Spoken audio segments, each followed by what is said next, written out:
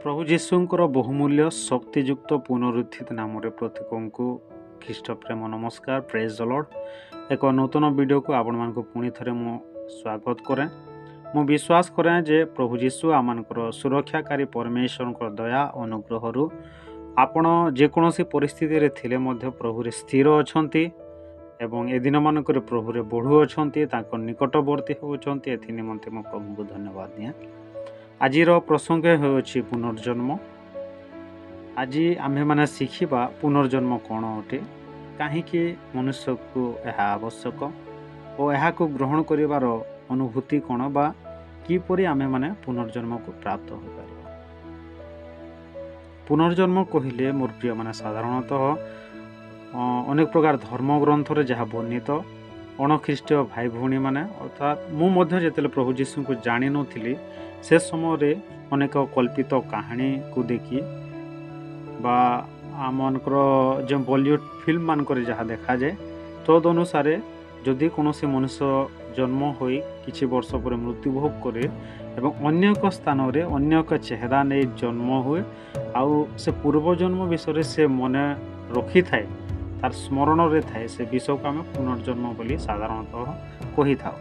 मात्र बाइबल याठार भिन्न विषय को प्रकाश करे पुनर्जन्म विषय एवं बाइबल अनुसार पुनर्जन्म कौन ताहा आज आम विश्वास करें जे ए वीडियो को शेष पर्यंत देखिबा परे आपण मानकर हृदय पुनर्जन्म विषय जहाँ भी प्रश्न अच्छे आज प्रभु समस्त प्रश्नर उत्तर आपण को देवाई जाऊँच। दयाकोरी ए वीडियो को शेष पर्यंत देखंतु एवं प्रभुंकर वाक्यरू जदि आपण किछि शिक्षा प्राप्त करूअछंती आउ चाहूँगी जे अन्य लोक माने मध्य एथिरु किछि उपकृत होंतु बोली आपण दया करी ए चैनल को सब्सक्राइब करी सपोर्ट करुथिबे एवं अन्य मानक मध्य शेयर करुथिबे एवं आपणकर बहुमूल्य मतामत को कमेंट माध्यम रे प्रकाश करुथिबे।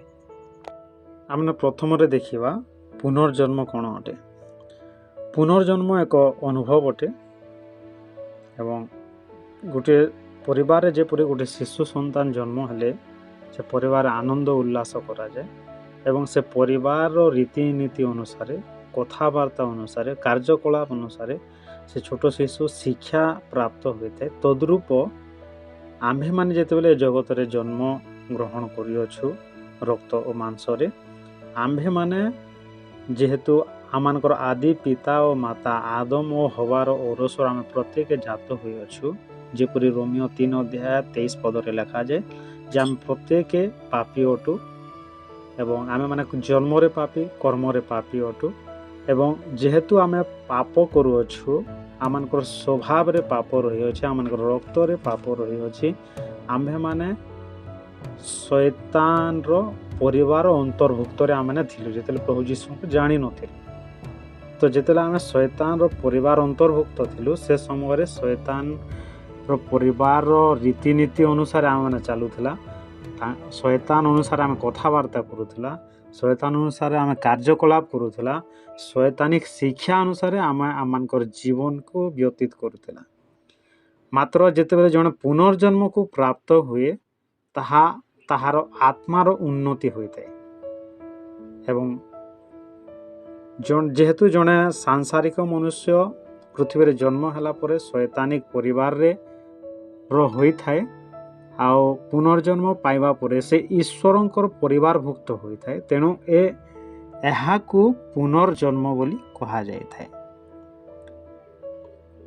मनुष्य थोरे शैतान रो परिवार जन्म नहीं सारी थाए से पुणी अन्य एक परिवार रे अर्थात ईश्वरंकर परिवार रे जात होई थाए। एथिपई एही प्रक्रिया को पुनर्जन्म बोली कहा जाए। से पुणी थोरे मातार उदर को जीव ना पुणी से जन्म हम ना मात्र ए प्रक्रिया को पुनर्जन्म बोली कहा जाए एवं यह एक आत्मिक प्रक्रिया अटे जहाँ कि सांसारिक मनुष्य बुझी पारि न थाए एवं यह आत्मांकर शक्ति द्वारा होता है।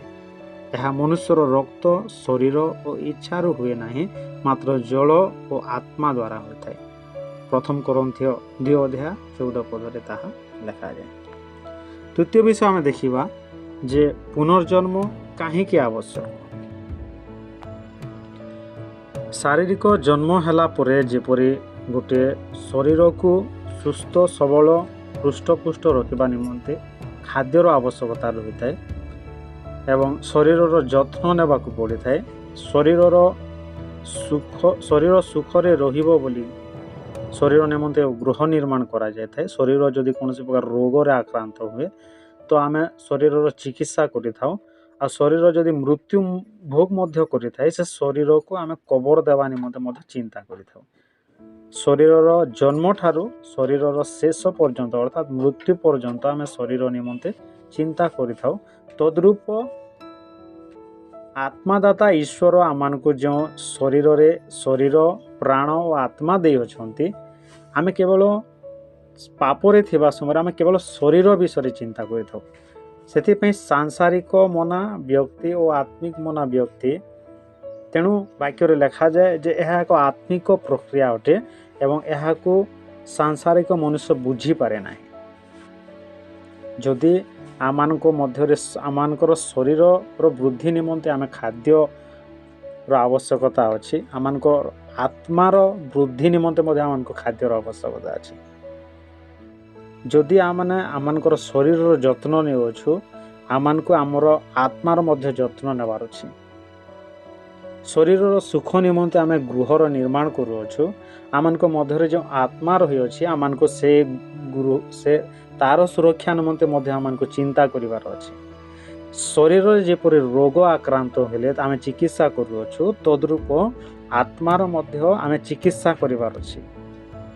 ଶରୀରର ମୃତ୍ୟୁ ଯେପରି ନ ହେବ ସେଥି ନିମନ୍ତେ ଆମେ ଯେପରି ଚିନ୍ତା କରୁ, ଆତ୍ମାର ମୃତ୍ୟୁ ମଧ୍ୟ ଯେପରି ନ ହେବ ସେଥି ନିମନ୍ତେ ପ୍ରଭୁ ଯୀଶୁ ଚିନ୍ତା କରି ଆମମାନଙ୍କୁ ପୁନର୍ଜନ୍ମର ଏକ ଅନୁଭବକୁ ଦେଇଥାନ୍ତି।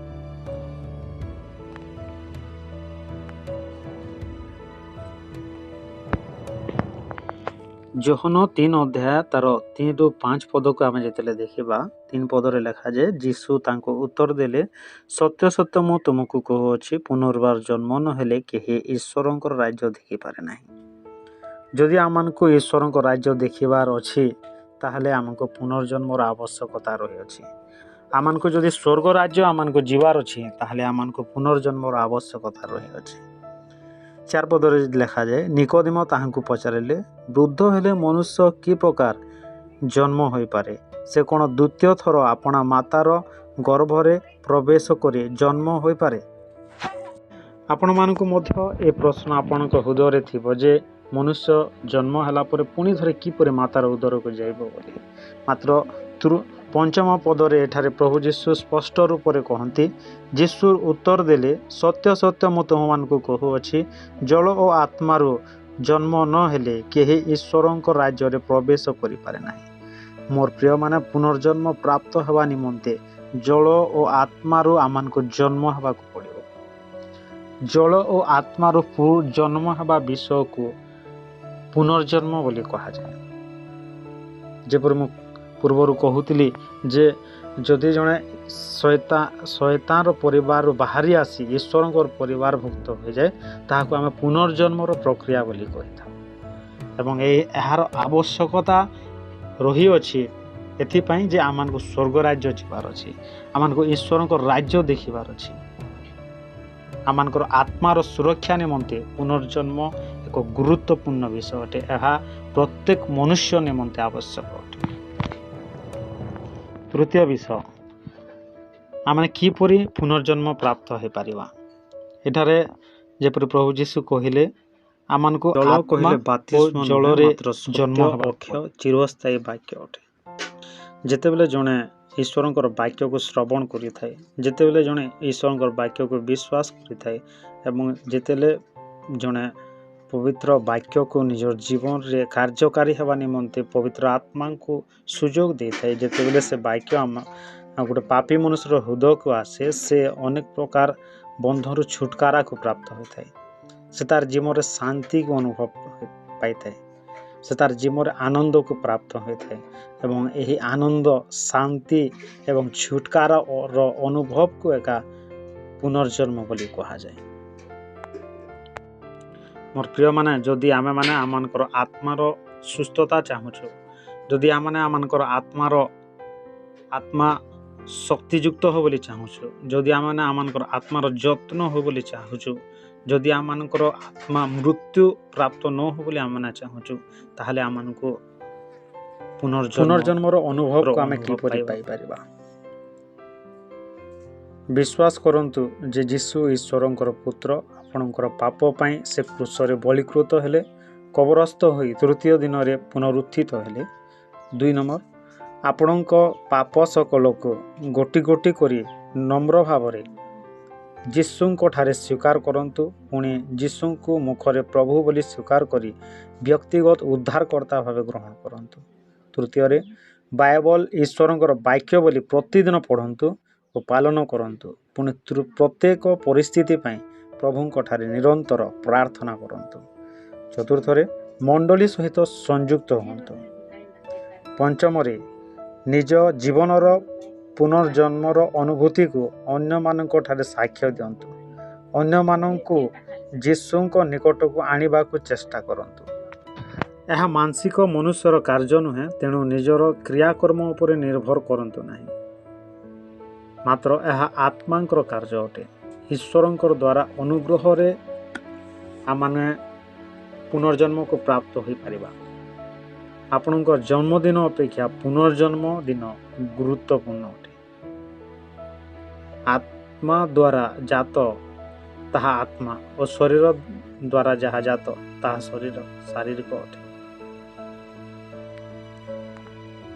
ଆପଣ ଯେଉଁ ଧର୍ମର ହେଇଥାନ୍ତୁ ନା କାହିଁକି, ଯେଉଁ ମଣ୍ଡଳୀରେ ଥାନ୍ତୁ, ଯେଉଁ ପ୍ରକାର ମନୁଷ୍ୟ ହେଇଥାନ୍ତୁ, ଆପଣଙ୍କୁ ଅବଶ୍ୟ ପୁନର୍ଜନ୍ମ ହେବାକୁ ହେବ, ନହେଲେ ସ୍ୱର୍ଗ ରାଜ୍ୟ ଆପଣ ଦେଖିପାରିବେ ନାହିଁ। ସ୍ୱର୍ଗ ରାଜ୍ୟରେ ଆପଣ ପ୍ରବେଶ କରିପାରିବେ ନାହିଁ। ପିତର, ପାଉଲ, ନିକୋଦମ, ଯକ୍ଷ ପ୍ରତ୍ୟେକଙ୍କୁ ପୁନର୍ଜନ୍ମର ଆବଶ୍ୟକତା ଥିଲା। ଆଜି ଆପଣଙ୍କୁ ଓ ମୋତେ ମଧ୍ୟ ପୁନର୍ଜନ୍ମର ଅନୁଭବକୁ ପାଇବାର ଆବଶ୍ୟକତା ଅଛି। ଆପଣ ପ୍ରାର୍ଥନା କରନ୍ତୁ, ପ୍ରଭୁ ଆପଣଙ୍କୁ ପୁନର୍ଜନ୍ମର ଅନୁଭୂତି ଦେବେ। ପ୍ରଭୁ ଏ ବାକ୍ୟ ଦ୍ୱାରା ଆପଣମାନଙ୍କୁ ପ୍ରତ୍ୟେକଙ୍କୁ ଅନୁଗ୍ରହ କରନ୍ତୁ।